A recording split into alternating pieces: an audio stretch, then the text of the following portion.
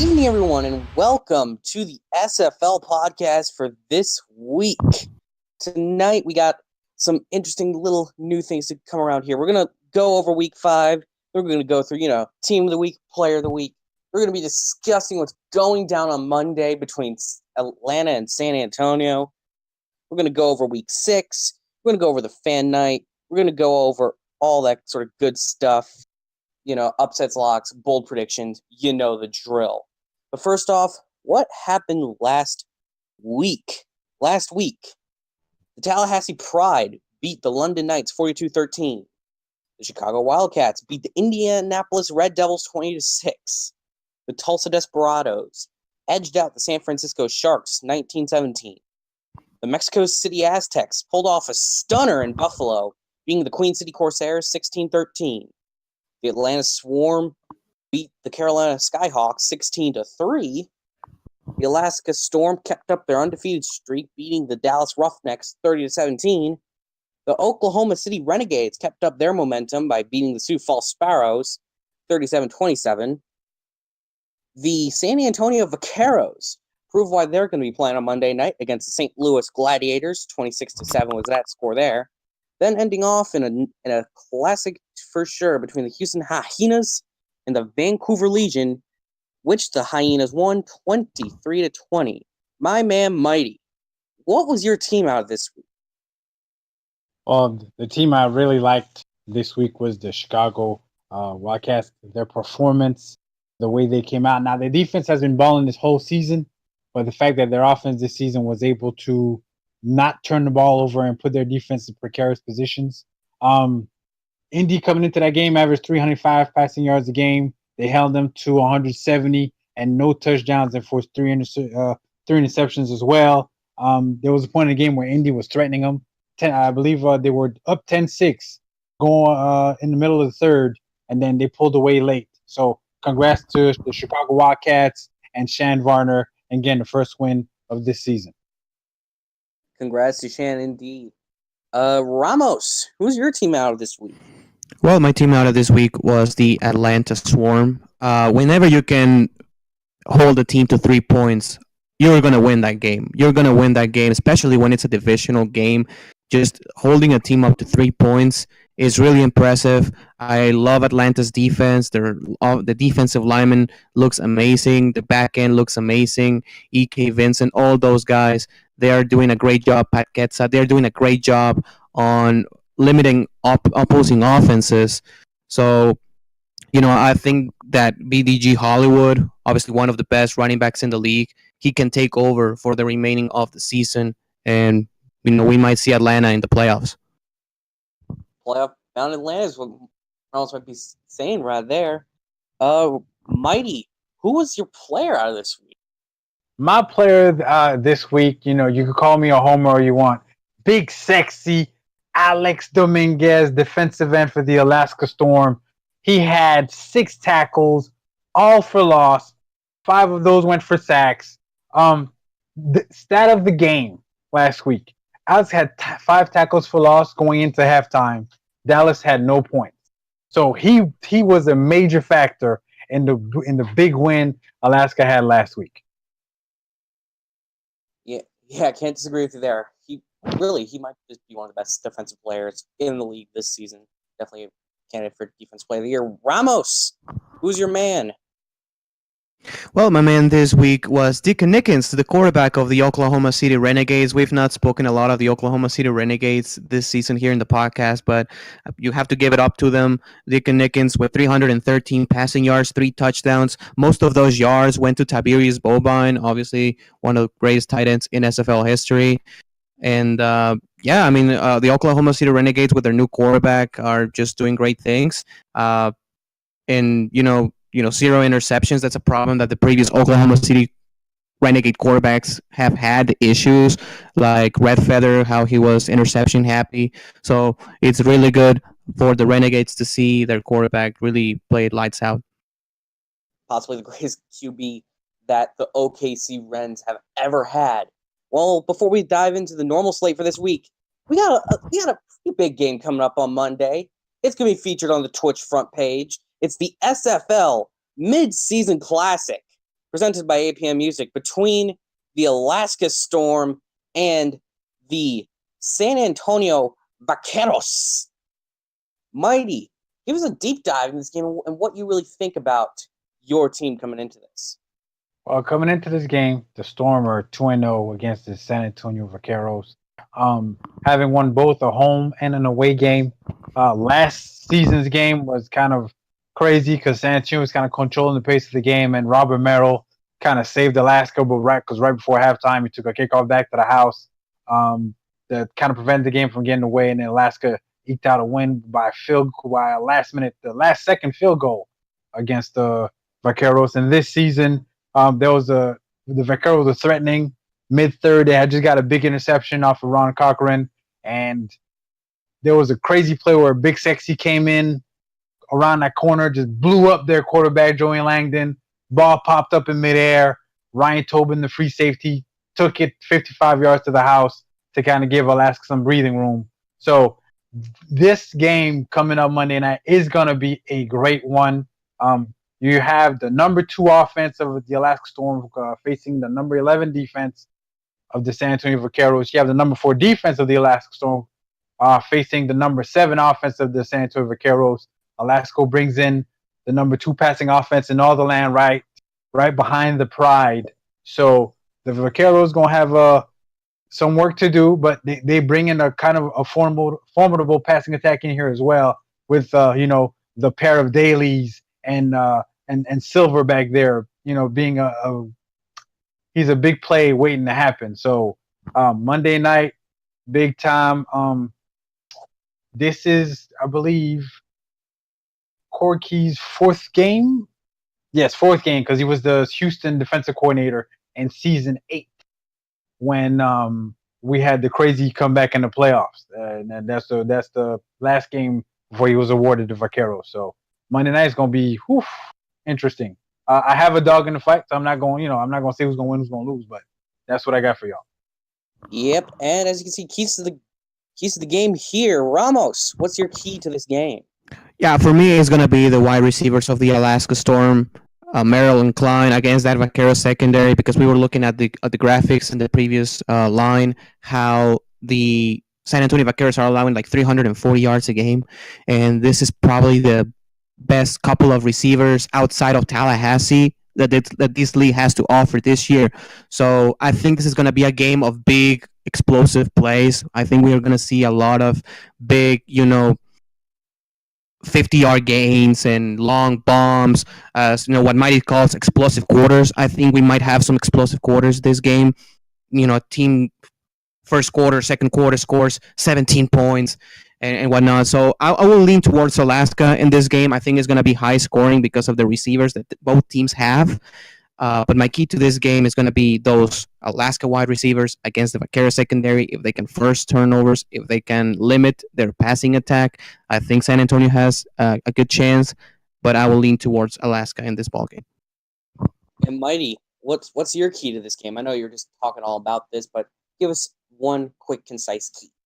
A big key in this game is San Antonio must remain clean. What I mean by that, no turnovers. They can't afford to turn the ball over, whether on this side, their side of the 50, or on Alaska side of 50, because Alaska is good to turn that turnover into points, and that's not the kind of hole you want to put yourself in when facing a team that has a high-scoring offense. All righty, and with that, we're going to head into the Sunday slate.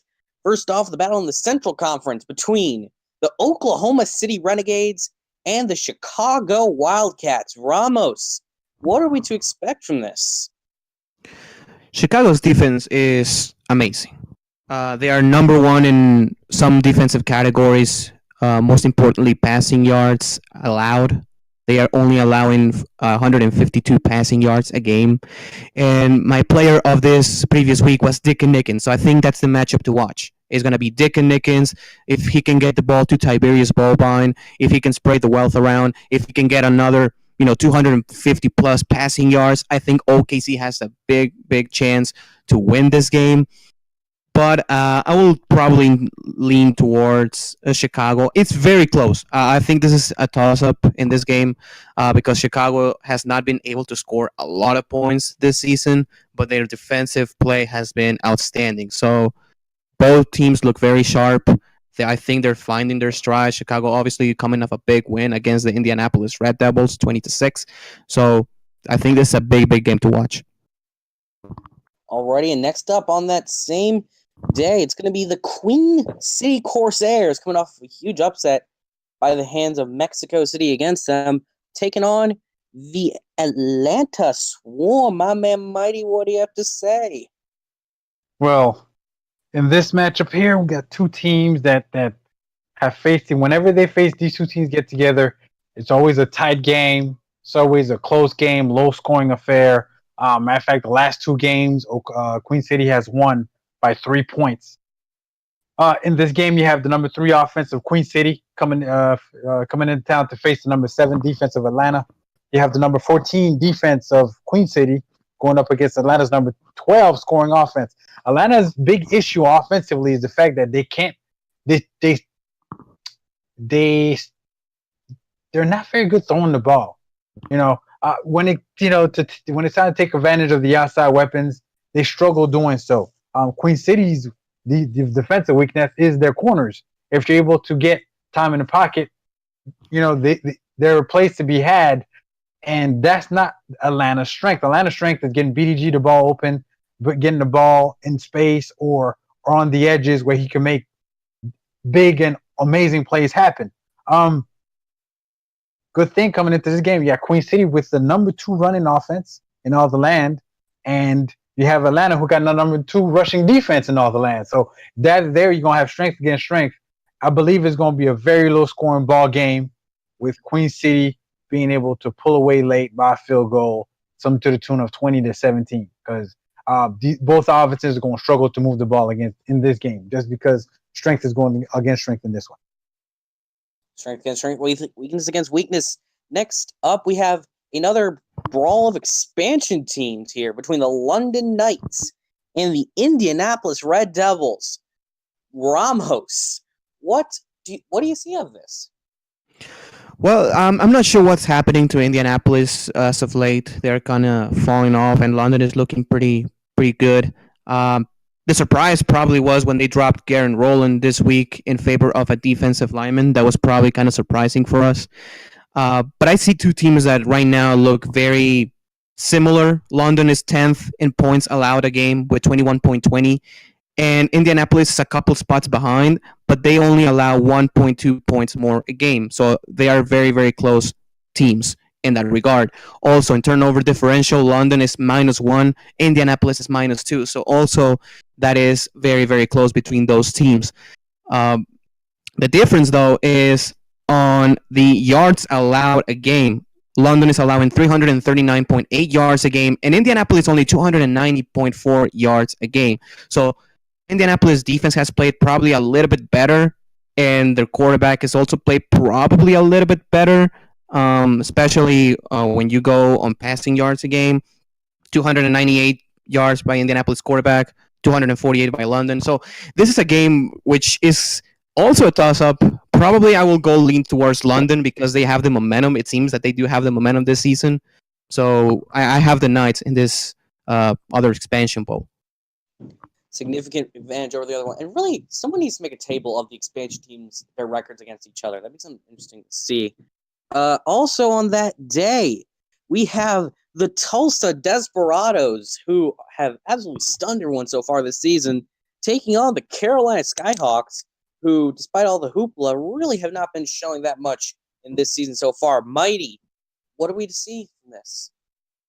Well, in this first ever matchup, because Tulsa's expansion team, we have Tulsa's number 5 offense facing Carolina's number 13 defense.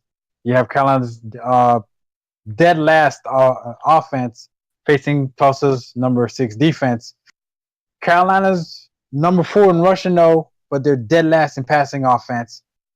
Tulsa brings in the number 5 rushing defense. So another matchup of strength against strength. But the big difference here is that Tulsa is at +8 in the league right now in turnover differential. Mark Biddix has a tall task this week of staying clean and being able to be successful throwing the ball. I do not think he'll be able to pull this off. I like Tulsa. Go hashtag cardiac outlaws. Again, jumping on that Tulsa bandwagon. We're going to ride that bandwagon over to a game between the Houston Hyenas and the San Francisco Sharks. My boss, Ramos, give us a little preview of this. Well, obviously, San Francisco is showing improvement. I like what they're doing on offense. I think that the offense is playing better. However, here's the big thing. Houston is second best in the league in points allowed per game. Only 14.6 points allowed per game, whilst San Francisco is third worst at 28 points allowed per game. Also, one big thing that can lose or win you games is turnovers. As Marty just said in the previous game, turnover differential, Houston is +6, San Francisco is -8. That -8 is good for worst in the SFL. So I like Houston in this game. I think they're a more solid team at the moment than San Francisco. They are really turning it up on offense. Obviously, they have won this past games. So give me Houston in this ball game. All righty. And now, before we go into the primetime games for this week, well, the other ones at least, we have a bit of a basement brawl here between the Dallas Roughnecks and the Vancouver Legion. The two teams only have one win combined between the two. Once again, my boss, Ramos Lynn, what are we to expect from this? Well, two teams are obviously struggling a little bit. Dallas obviously has not won a game this year, and both defenses are really allowing a lot of points. Dallas, 33.2 points per game. Vancouver, 35 points per game. Still, Vancouver allowing 465.8 yards a game. Dallas is better at 368. But I think that Vancouver really showed a lot of improvement last Monday against Houston, almost upsetting the Hyenas, whilst Dallas, I think, is going to take probably 2 or 3 more weeks for them to really hit their stride, for them to really, with Mason Kirby, their new quarterback, to really put points on the board consistently and stopping opposing offenses. So I'm going to lean towards the Vancouver Legion in this game. I think because of the defenses that are really struggling, I think it's going to be a very high-scoring affair. Both teams, I think, will score probably more than 30 points. But I will go lean towards the Legion in this ballgame. I think that'll be the second time that 30-on-30 thing happened this season. Memory does serve correctly, but now we go into Fan Night. This week's Fan Night is going to be between the Mexico City Aztecs, defending champs, and the Tallahassee Pride, who've just been an absolute, monster to handle this season. I don't know why I thought that would be a clever pun. Mighty, we haven't heard your voice in a while. What do you expect from this? Well, two teams that have been playing each other since the beginning of time. I had to do some homework. Deep dive for this one. Going back to the beginning of season 5, they faced each other 6 times with an even record of 3-3 between the two teams. Mexico City's lone trip to Florida wound up being a loss to Tallahassee. So hopefully for them, it's not what's going to happen tonight. You have Mexico City's number 16 scoring offense facing Tallahassee's number 3 scoring D. You have Tallahassee number 1 scoring offense going against Mexico City's number 5 scoring defense. Mexico City brings in the number 5 rushing offense and the number 2 pass defense. Tallahassee brings in the number 1 in all the land passing offense. With all that being said, I really like Mexico City's chances to keep this game close in the 4th, and being able to eke out something with their kicker there. They have the secondary. They got the dogs back there to be able to run with Kenny G and Duke Wilson, and forcing having, of course, Christensen to kind of work the entire field and work underneath and have to matriculate yards that way, as opposed to these explosive plays that he's used to getting down the field to his receivers. So I don't know if Mexico City could stop them outright. But what they can do, and I believe they can do, is mitigate the damage that Tallahassee could do throwing the ball, and then being able to offensively control the clock with a healthy dose of Ray Bentley and with Matt Wilson and the plethora of weapons that he has himself. Give me Mexico City tonight for the big time upset. now that's what I like to hear. Now, my boss Ramos, what do you think is going to come out of your team? Most importantly, do you think I will be smacking everyone in Tallahassee tonight? Well, hopefully, I for them, sure, I hope so. But I think it's gonna be up like the offensive line, our offensive line, if they can contain those four dogs that Tallahassee brings to the table, and also if our corners, Fran Ogawa and also Kim Wallace, if they can run and stop or at least contain a little bit Ken Gossett and Duke Wilson, who obviously have just broke the SFL this season. I think our linebackers, Jack and Mac, can match up well against their backfield. But Tallahassee is one tough team. They have probably the front runner for the league MVP this season, Christian Christensen. So it's gonna be a tough game. It's never easy when you go to Tallahassee. As Mighty was saying, the one time we went to Tallahassee, they won.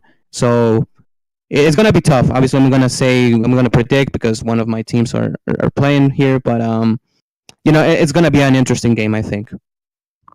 Certainly an interesting one, and one that I will absolutely destroy that entire Tallahassee offense. But before that, we got a nice little brawl going down between the Sioux Falls Sparrows and the St.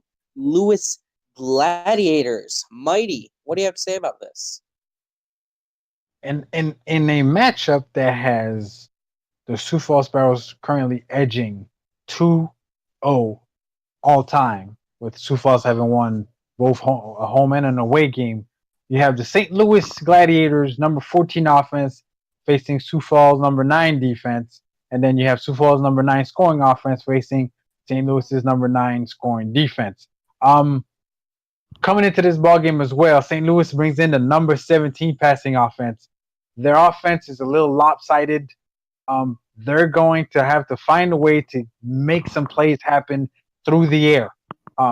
Because whenever Sioux Falls is going to game plan to take away Denzel Diaz and force, I believe it's ICL, their quarterback, to make plays in the pass game, second and longs and third and longs.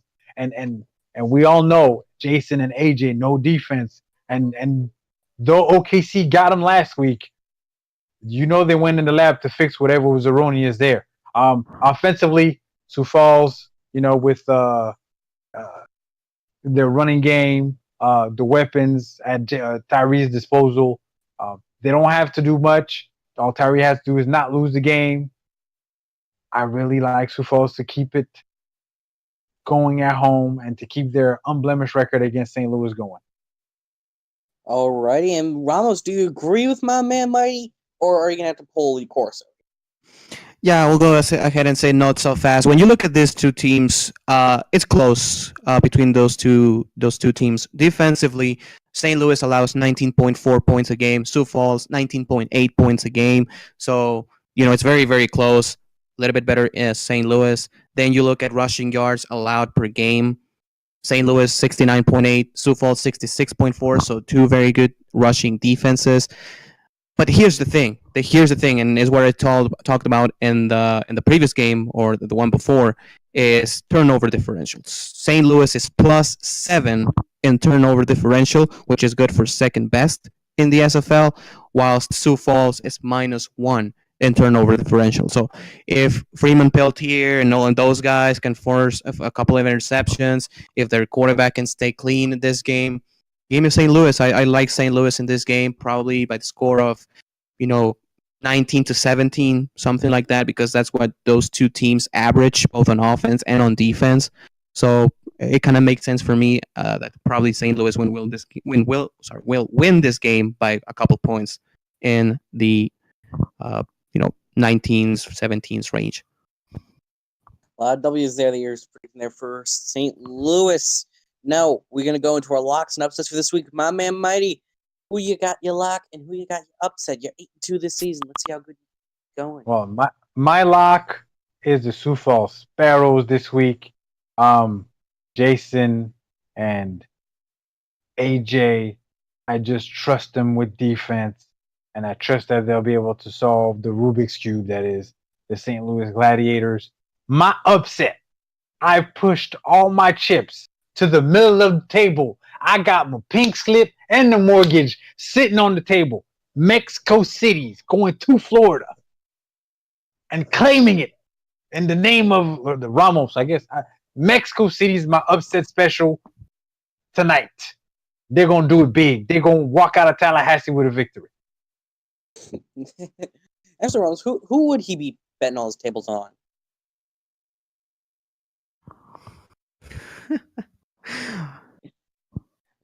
Anyways, Ramos, just give us your picks for this week.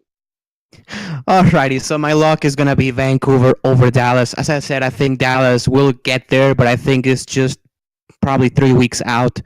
So Vancouver again showed a lot of promise last week against Houston. As my bold prediction say, I said that DRC was gonna get like 10 billion yards and like 6 billion touchdowns, and he was limited to 2 catches and like 25 yards. So I looked really bad on that one, but that's a testament on how Vancouver, I think, is really improving as a team. So give me them over Dallas. And my upset, I will go the opposite way. As Mighty said, his luck was Sioux Falls over St. Louis. I will go as an upset, St. Louis over Sioux Falls, because what I said, the turnover differential is something that I really like about St. Louis. They are really not turning the football over, and they are forcing the takeaways. So give me St. Louis over the Sioux Falls Sparrows. Even though, take this with a grain of salt. As you can see, this season I'm 5-5, so that's not really good. But there you go. Well, it's more that you're 50%, so you're more a wild card. Speaking of wild card, speaking of things out there, let's get some bold predictions. Mighty, give us a bold prediction. I told you my chips are at the middle of the table. I ain't taking it back. I can't take it back. Y'all would look at me funny if I took it back. I believe the Mexico City Aztecs, El Ramos, they're going to hold Christensen to less than 300 yards thrown. Now, you're thinking to yourself, less than 300? Like, that's not a bold statement. If quarterback doesn't do that, doesn't mean if you know well, Christensen has been averaging some ridiculous, 4 and change a game. So to do that is a feat in and of its own. So that's my bold prediction. Alrighty, now Ramos, you have very tough task here. Give us a prediction so insanely bold that we can actually end this podcast off that bold prediction. Well, I'm not sure if Tulsa forcing 7 turnovers against the Carolina Skyhawks is enough for you. But that's my prediction, because 3 out of all the players in the SFL, all the defensive players in the SFL, all of them, when you take in consideration who has the interceptions, right? All of them. 3 out of the top 4 are Tulsa Desperado players. So there are 18 teams in the SFL, right? 3 out of the top 4 play for Tulsa. So I love their chances to force out a lot of turnovers. I think Carolina will try to probably come back in this game. Probably they will be facing adversity, double-digit deficit, and they will be forced to throw the ball a lot. And I like Tulsa to force 7 turnovers against Carolina this week.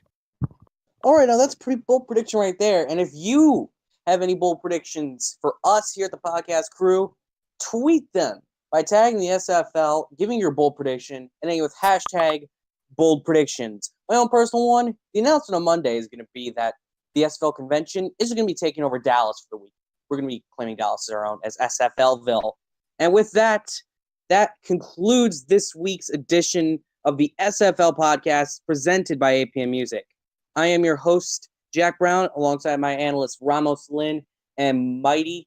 And we like to say thank you for tuning in this week. Now go and watch as the Sioux Falls Sparrows play the St. Louis Gladiators.